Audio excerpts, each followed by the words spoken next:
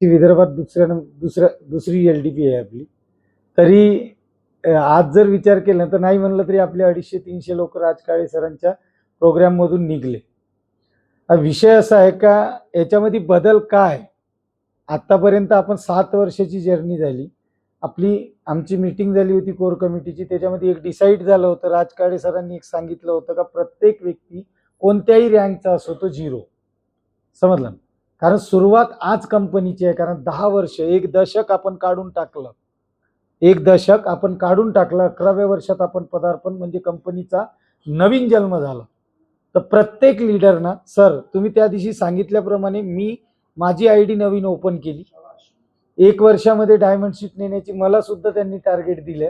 समजलं ना? म्हणजे आज तुमच्याच लेवलला मी सुद्धा आलो. समजलं? आणि अक्षरशः एवढं हे आहे का जिथं बी आज या ट्रेनिंग मधून सर तुमच्या का जिथं बी थकावट आली ना तिथं एक एनर्जी निर्माण होते का नाही आपल्या पाठीशी राजकाळे सर आहे. समजलं ना? कारण त्यांची समजवण्याची जी पद्धत आहे डेप्थ मध्ये आज जे त्यांनी ट्रेनिंग दिलं हे प्रत्येक माणसाचं खूप कमी कॅल्क्युलेशन दिलं. तर आपण जर कॅल्क्युलेशन केलं ना तर याच्यापेक्षा जास्त आपल्याला आपला घरचा खर्च आहे. आणि फॅक्ट हे कोणीच बदलवू शकत नाही. हे दिवसेंदिवस वाढत राहणार.